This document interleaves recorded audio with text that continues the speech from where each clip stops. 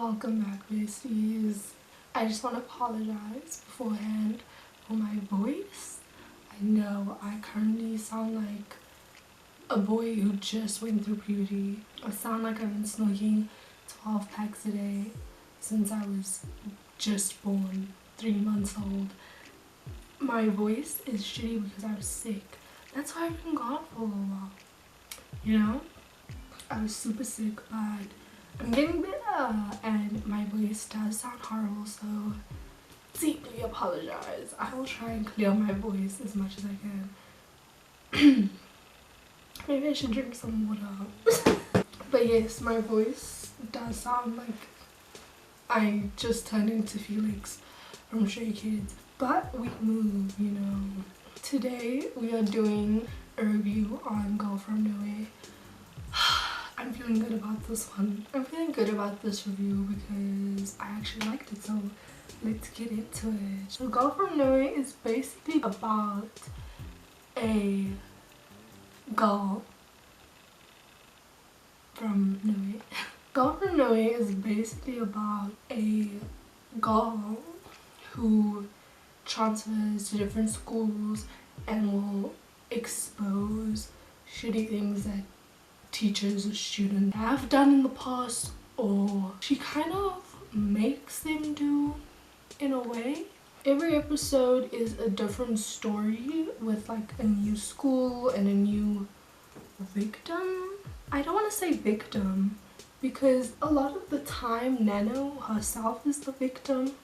It's just like the next person will do the evil thing, you know. In the second episode, it's very clear that Nano is not a human. She is more of like a supernatural being. A lot of people I've seen have said that Nano is like the devil's daughter. I think a good way to describe her is that she is karma personified, really. Like, you know when they say karma's a bitch? No, karma's a nano. What am I saying? I think Nano is something that comes into your life and brings a certain situation and will test you to see if you do the right thing or if you do what most of these people really want to do, which is usually a bad thing or evil wrong thing, you know, something morally wrong. And of course every action has its consequences, and these people learn that. People in this show are facing the consequences of the choice that they made. And really, Nano is just there standing by. She really just put them in the situation. She never... I don't feel like she's an instigator, or I don't think she's making them do bad things. I think they're doing it on their own and she's just testing them. That's how I feel. It's not really as though Nano is making people evil. It's just like they already thought this way, but when she's around, they started acting on those thoughts that they had. You really see throughout the series, humans are really not inherently good. I think that is something we all need to remember. I know a lot of people forget that. We just think everyone is good, maybe because you think you yourself are good. That's not the case, and Nano is showing that to the world. In the second season, we're introduced to a new character, Yuri. I did not like her. Girl, ooh, she was just there to mess up everything, I swear. So basically, Yuri died and Nano gave her a second chance, or I guess like whoever created Nano gave Yuri a second chance at life, because I don't want to say she died wrongfully, but maybe it was not according to the plan. Like, Yuri was just supposed to kill the girls, but then those guys killed her. Personally, I feel like Nano herself wasn't evil. She just tested other people to see if they were evil. I feel like Yuri, on the other hand, she was evil and she didn't test people. She just either hurt them or tried, like, in general, tried to get revenge. I feel like Yuri is more of a vengeful spirit.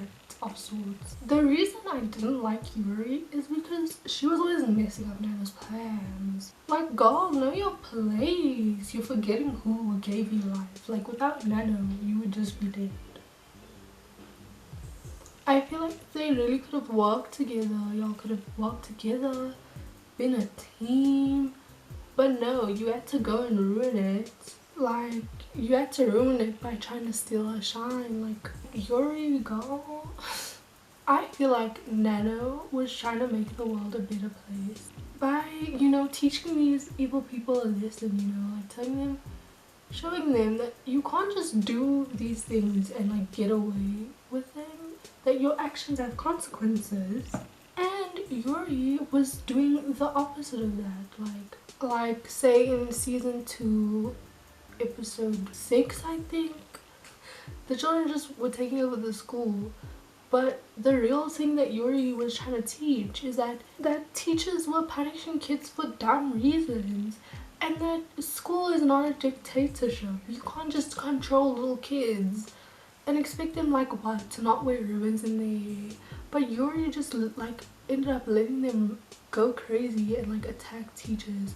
Like, that is not that's not what we're here for. Also, again, at the end, Nano's lesson was to teach the mother and the child, like, hey, you can't just kill people and cover up murder. Like, hello. And then Yuri was just like, well, we're gonna kill the mom and we're gonna kill Nano. Like, what? We also know that Yuri was sort of draining Nano's powers. Like, the more Yuri was alive and doing things, the more Nano was weakening, you know? Like, it was taking her longer to revive and rejuvenate. It's pretty unclear, like, when, at the end, when they killed Nano, if she will revive or if, like, she was done for. Like, the ending kind of made it seem like, yeah, it's over for Nano, and now Yuri's gonna take her place. Personally, I hope if they do have a season 3, I no clue if they're gonna make a season 3, but if they do, that Nano does revive and comes back and takes out Yuri, because just the thought of like a Yuri running around is worse to me than like a Nano running around. I'd rather have Nano come to my school than have Yuri come to my school. Since every episode is different, I'm just gonna talk about my 2 favorite episodes. So the first episode I'm gonna talk about is season 1, episode 11. It's called The Rank. The episode is basically about an all-girls school where basically they have a ranking system for the most beautiful girls in school. Like, the top 10 for the most beautiful girls. Your rank in the school is determined by an app, and the app is like, I'm pretty sure, app that the school made. Like, it's not like just something between the students, it's like an entire thing at the school.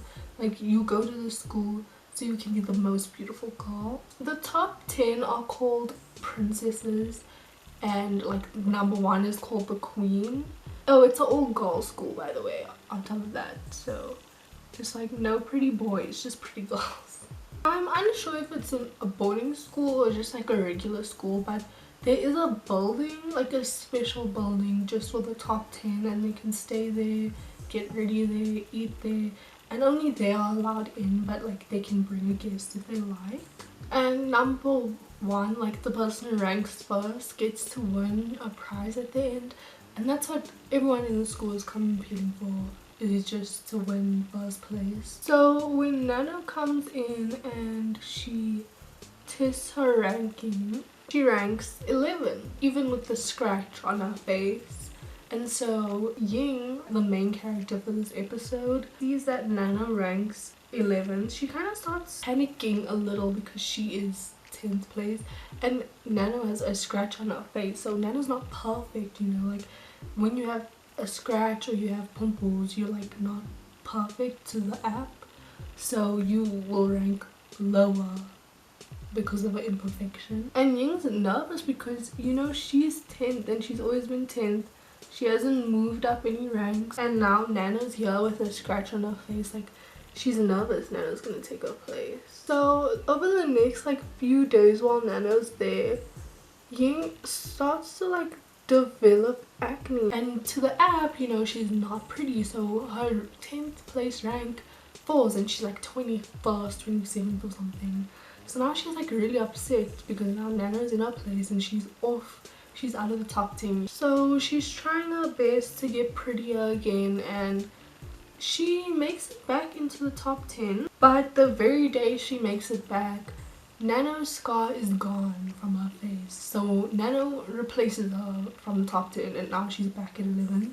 Nano, I'm supposed to be 10th, you're supposed to be 11th. So Nano's like, don't worry, like, I'm sure you can rank up. Ying is like, girl, this is the best I can do. Like, I'm not that pretty, so there's not much I can change about myself to get prettier. This is the best I can do.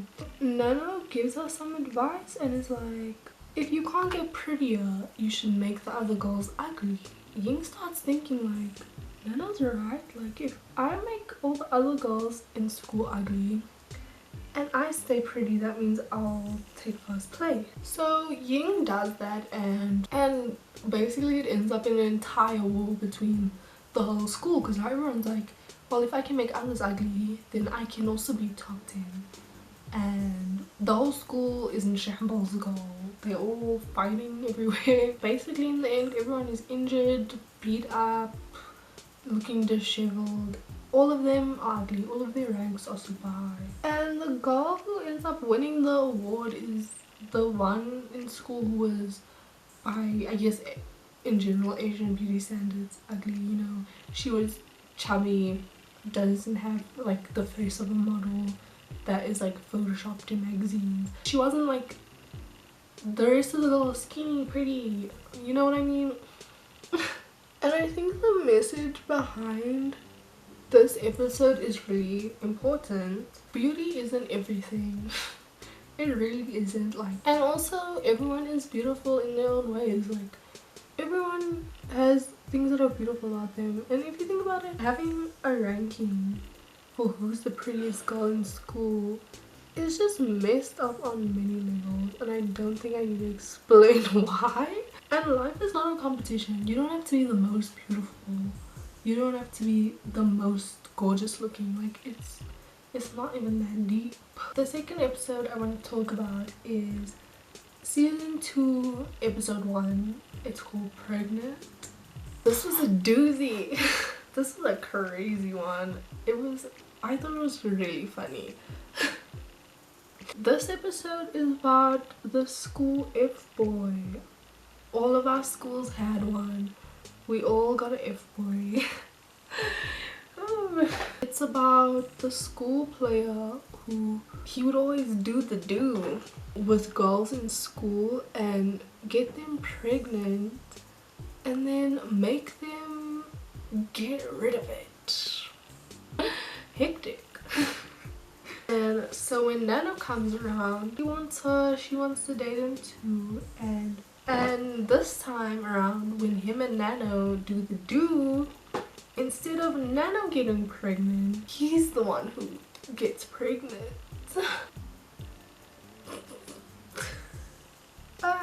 This is why I love Nano. I just love her. At first he doesn't really know it. He just kind of thinks maybe he has like, you know, stomach issue, you know. His stomach was like growing, and every time he would hook up with girls, they'd all be like creeped out by it and like, what the heck is wrong with your stomach? Like, it was just not normal looking. Like, not like what a normal pregnant baby looks like, at least. Until he went to the doctor, and the doctor was like, yeah buddy, you're pregnant, you got a baby in there. And he was like, what the heck do you mean? I'm a boy, like, how could I be pregnant? And when he goes to school, everyone's like, haha, you're pregnant. Everyone was like, dude, what the heck? He kind of became the outcast of the school. No one wanted to date him. And then he also got kicked out of his house. His parents kicked him out and were like, you better get rid of that thing. That is disgusting. Like, how could you be pregnant? I don't even understand. and they like just kicked him out. So now he's out there fending for himself, and he's trying everything. He is trying everything to get rid of that baby. And the whole time I was watching that scene, I was like, how, like, even if he took something, how would he get the baby out of him? Because when you like do something like that, like drink things to like, you know, uterus the fetus, you have to push it out. And I was like, is he gonna push it through his pee-pee? Is he gonna poop it out? Like, how would that work for a you know? How would that work? Anyways, he also apologized to the other girl who he accidentally got pregnant, and she like, you know, she was like, it's okay, good luck with that though. Because our situations are a little different. Like, so he ends up giving birth, and he was like to the doctor, just get rid of it, I don't want it. And he had a gall, I think, but the doctor gave it to him anyways and was like, I don't think I should get rid of it. That was probably Nano's doing, obviously. So he takes the baby home because the doctor forced him, and he was like, bruh, I don't want you, so I'm just gonna let you die. The baby was crying, the baby was starving, like, and then he was like, nah. So he tries to once again unalive the baby, and ends up just like, I guess just like liking it, I guess. Like, oh, you're cute, let me just not kill you. And he just starts breastfeeding it. Just breastfeeding the baby.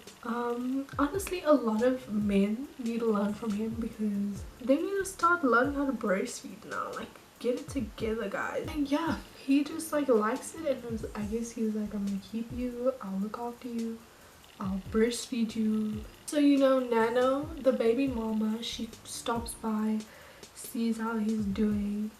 Nano's like, oh, she's cute.